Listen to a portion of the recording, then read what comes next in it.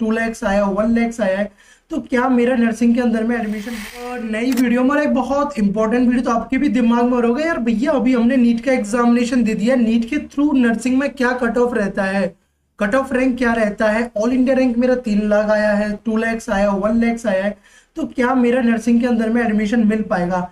भैया हमको जो ऑफिशियल जो कट ऑफ गया है लास्ट ईयर, कितने रैंक तक एडमिशन मिला है वो एक बार बता दीजिए। तो चलो इस वीडियो को देख लेना अच्छे से, आपके सभी डाउट क्लियर हो जाएंगे। इसके अंदर मैं आपको ऑफिशियली बताने वाला हूँ, कुछ भी ऐसे ही नहीं बोलने वाला हूँ, विद प्रूफ कि क्या ऑफिशियली क्या कौन सा कॉलेज मिला वो भी आपको पता चल जाएगा। अगर फर्स्ट टाइम आप इस चैनल के अंदर में हो तो इस चैनल को सब्सक्राइब करके बने रहे, क्योंकि अगर आप नर्सिंग का काउंसलिंग के लिए जा रहे हो, एम्स के लिए जा रहे हो, बीडीएस हुआ, आयुष कोर्सेज हुआ, या किसी भी नर्सिंग कोर्सेज के अंदर में, तो आपको ये चैनल बहुत हेल्प करने वाला है। पूरा मैं आपको इस पे ऑथेंटिक वीडियोस में डालता हूँ। तो चलो शुरू करते हैं। सबसे पहले देखो, एक चीज आपको पता होना चाहिए ना यार, तो लोग ना इसको इसकी काउंसलिंग को ना ऐसा बना दे कि इतना बड़ा काउंसलिंग है, इतना टफ है, ऐसा कुछ नहीं, बहुत आसान काउंसलिंग है। इसके जो काउंसलिंग को जो कंडक्ट कराती है वो है आपकी मेडिकल काउंसलिंग कमेटी, एमसीसी, जिसको एमसीसी काउंसलिंग भी बोलते हैं। ठीक है ना, एमसीसी काउंसलिंग भी बोलते हैं। अगर आपको एडमिशन लेना है, जैसे कि एमबीबीएस के अंदर में आपको एडमिशन लेना है, बीडीएस के अंदर में एडमिशन लेना है, और नीट से नर्सिंग के अंदर में एडमिशन लेना है, तो उसकी जो काउंसलिंग होती है वो आपकी एमसीसी होती है। लेकिन अगर आप एडमिशन लोगे बीएचएमएस में, बीएएमएस में, ठीक है ना, और आपके जो यूनानी कोर्स है उनके लिए जो काउंसलिंग होती है वो होती है आपकी आयुष की काउंसलिंग होती है।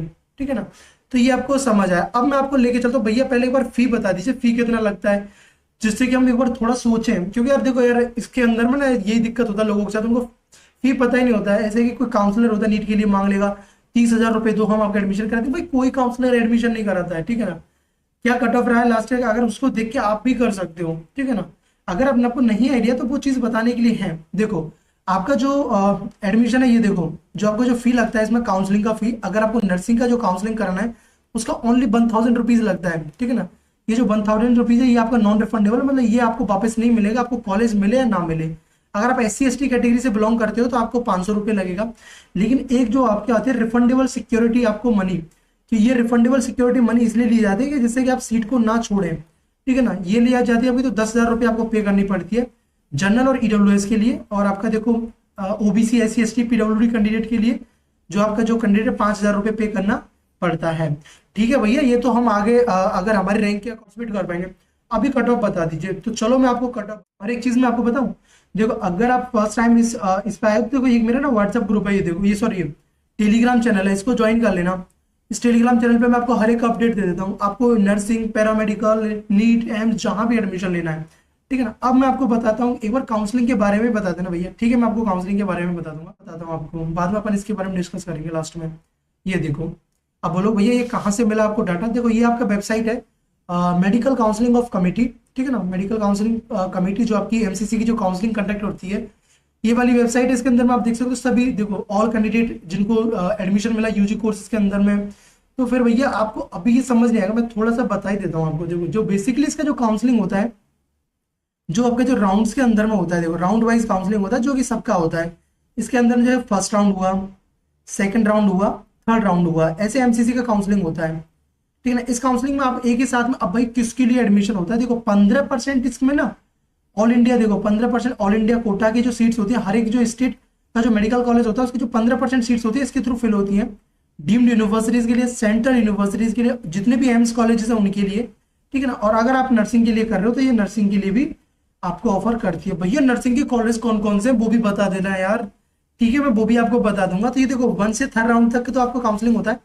इसमें आपको फर्स्ट टाइम आपको क्या करना होता है, अपना फी पेमेंट करना होता है। देखो आपको रजिस्ट्रेशन ऑफ फी पेमेंट करना होता है, फिर चॉइस फिलिंग करना होता है, फिर आपको ये प्रोसेसिंग, आपको अलॉटमेंट आता है, फिर आपका जो सब कुछ आपका होता है ये। ठीक है ना, ये फर्स्ट राउंड। उसके बाद में जब सीट बच जाता है तो उसके लिए कहा जाता है stray vacancy round. Stray vacancy round इसके बाद में कंडक्ट कराया जाता है। अगर स्ट्रे वैकेंसी राउंड में भी सीट बच जाता ना, तब फिर कराया जाता है स्पेशल स्ट्रे वैकेंसी राउंड करके आपको कंडक्ट कराया जाता है। चलो भैया हमको ये तो पता चल गया अच्छे से, लेकिन अब कट ऑफ बता दीजिए, और इंतजार नहीं हो रहा है। देखो यहाँ पे पहले चीज ये देखो, यहाँ पे लिखा हुआ है लोगों का लास्ट ईयर का रोल नंबर था, उनको किस कोटा के थ्रू मिला, उनका OAIR देखो ऑल इंडिया रैंक क्या था।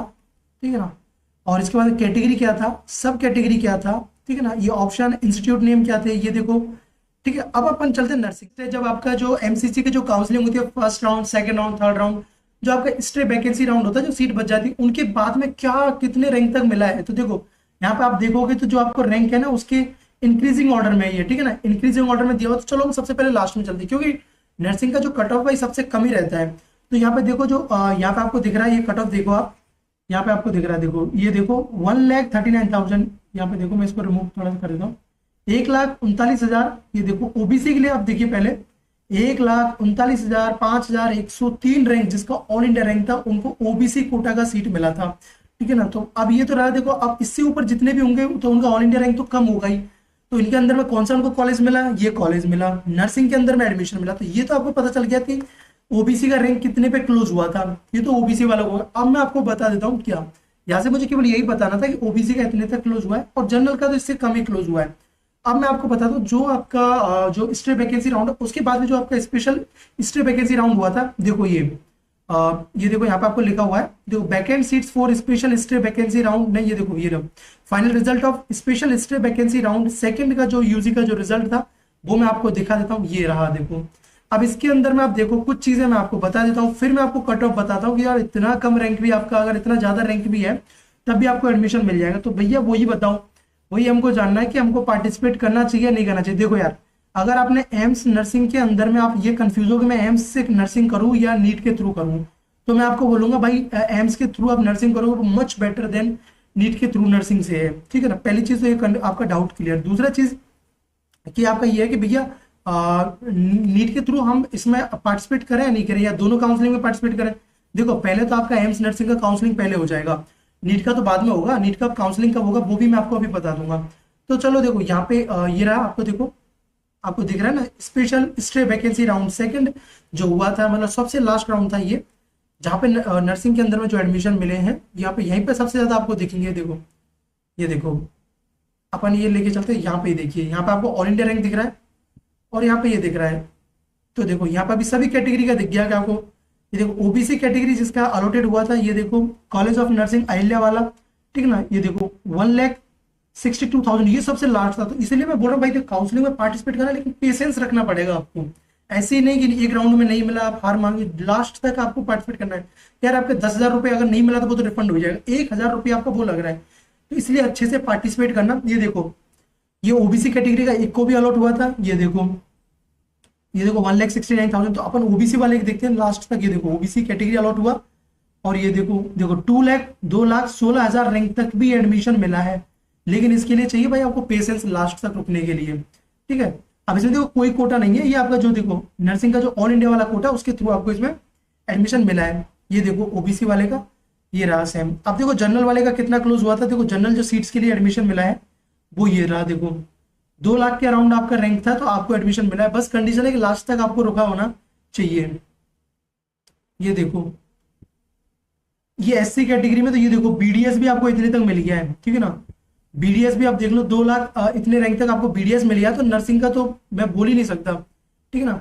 जो नर्सिंग का जो कट ऑफ है यहाँ पे शायद दे रखा है एससी के लिए, ये देखो 3,40,000। तो मैं बोलूंगा भाई देखो जिसका एससी है, एसटी कितना भी रैंक हो पार्टिसिपेट कर जाना आप लोग, एससी एसटी वाले कितना भी रैंक हो पार्टिसिपेट करना। इसके अंदर में आपको नर्सिंग के अंदर मैक्सिमम चांसेस होगा एडमिशन मिलने का। ये देखो 3,40,000 रैंक तक आपको यहाँ पे मिला है, ठीक है ना। ये नर्सिंग का रहा, ठीक है।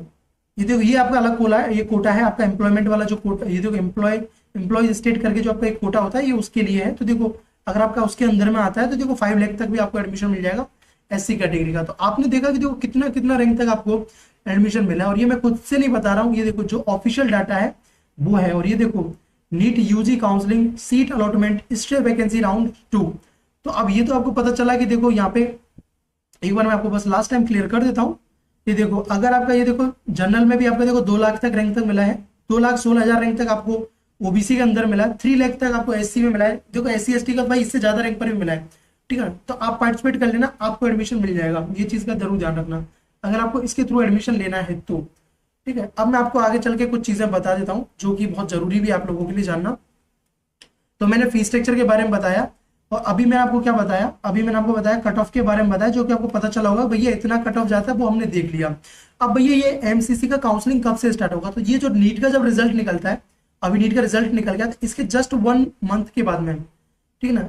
इसके 1 महीने के बाद में ये स्टार्ट होगी। कहने का मतलब ये जो मुझे लग रहा है कि आपका या तो 3rd वीक ऑफ जुलाई के अंदर में, ठीक है ना, 3rd week of July, 3rd से 4th वीक ऑफ जुलाई, नहीं तो अगस्त के अंदर में ये काउंसलिंग आपका स्टार्ट होगी। इसके थ्रू मैं आपको बताऊं तो देखो, ये देखो राउंड वाइज आपका होता है। देखो जैसे फर्स्ट राउंड के अंदर में हुआ, आपको अपना फी पे करना पड़ता है, चॉइस लिंक करना होता है। फिर सेकंड राउंड के अंदर में हुआ, तो आप अगर चाहते हो भैया इसके ऊपर और वीडियोस बना दो आगे की, डॉक्यूमेंट्स लिस्ट हुआ, ये सब हुआ, तो आप मुझे कमेंट करके बता सकते हो, मैं आपको बता सकता हूँ। इस वीडियो के अंदर मैंने, मेरा पर्पस था कि आपको एक बार कट ऑफ रैंक के बारे में बताना। देखो मैं आपको बस, मैं जो फाइनल सजेशन आपको देना चाहूंगा, ठीक है ना, as a counsellor, as a एक एजुकेटर, तो ये सुनो। देखो पहला चीज तो भाई, अगर जिनका SC है, ST है, भाई कितना भी हो, आपको पार्टिसिपेट करना है और पेशेंस रख के लास्ट तक पार्टिसिपेट करना है। कुछ उम्मीद मत रखो, लेकिन अगर आपको एडमिशन लेना, लास्ट तक अगर आप चले जाते हो इस काउंसलिंग में, तो आपको एडमिशन के चांसेस रहते हैं, ठीक है ना। बात करूं, मैंने अभी आपको बताया जनरल के लिए आपको मैंने बताया 2 लाख तक भी आपको एडमिशन मिला है। OBC कैटेगरी के लिए आपका 2,16,000 रैंक तक आपको एडमिशन मिला, 2,16,000 रैंक तक आपको एडमिशन मिला है, ठीक है ना। तो देख सकते हो इतना इतना रैंक तक भी एडमिशन आपको मिला है।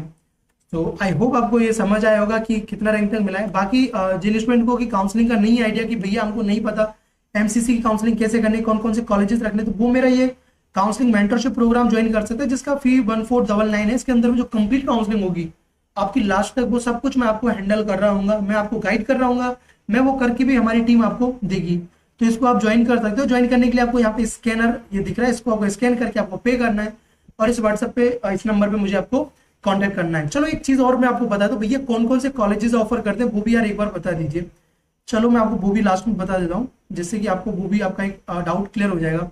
देखो यार, अगर मेरे वीडियोस आपको सीरियसली हेल्प करते हो तो ना आप लाइक कर सकते हो। देखो मैंने आपको बोला कि आपका भाई, आपका मेंटर, आपका सीनियर ना आपको कुछ भी ऐसा उल्टा सीधा चीज गाइड नहीं करेगा, जो टू द पॉइंट चीजें वो आपको बताएगा। चलो आपको मैं कॉलेजेस का लिस्ट में बताता हूँ। देखो ये रहा, ये देखो जो फर्स्ट राउंड के अंदर में जो लास्ट ईयर का जो सीट मैट्रिक्स था वो ये है। यहाँ पे देखो कॉलेजेस के नाम लिखे हुए हैं। कॉलेज ऑफ नर्सिंग अहिल्या, ये आपको देखो मौलाना आजाद कॉलेज के अंदर में, ये देखो BSc एग्रीकल्चर, ये देखो 16 सीट्स हुआ। सेम कॉलेज, यहाँ पे जो कोटा है, यहाँ पे कोटा लिखा हुआ है, ठीक है ना। ये देखो दिल्ली NCR हुआ, ऑल इंडिया का कोटा हुआ, CW कोटा हुआ, ठीक है ना। और यहाँ पे कॉलेजेस हुआ, उसके बाद में कितनी सीट्स है वो आपको यहाँ पे लिखी हुई है, तो आप इनको चेकआउट कर सकते हो, ठीक है ना। यहाँ पे ये पूरी सीट्स है आपको कि ओपन के राउंड की कितनी है, ठीक है ना।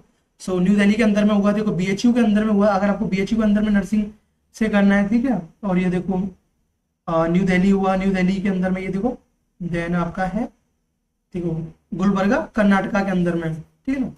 गुलबर्ग जो कर्नाटक है तो उसके अंदर में, और एक बेंगलोर के अंदर में ये हुआ है, इंदिरा नगर बेंगलोर के अंदर में। ये आपका सीट मैट्रिक्स है नर्सिंग का।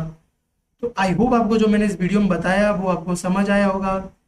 बाकी कोई भी डाउट है, अगर आपको ये काउंसलिंग ज्वाइन करनी है तो आप इसको ज्वाइन कर सकते हो, ठीक है ना। ये काउंसलिंग ज्वाइन कर सकते हो। नर्सिंग के लिए आपको ये कंप्लीट काउंसलिंग आपका करके दे दिया जाएगा 1499 में। लेकिन अगर आप चाहते हो नीट के लिए भी काउंसलिंग करना, कि भैया हमको नीट की भी करनी है, नर्सिंग की भी करनी है, सब काउंसलिंग करना है, तो उसके जो चार्जेस है वो 2499 इसका चार्जेस है, जिसमें कि आप सभी टाइप की काउंसलिंग के अंदर में पार्टिसिपेट कर सकते हो। क्योंकि यार बहुत लेंदी प्रोसेस होता है, इतना आसान भी नहीं होता है, ठीक है।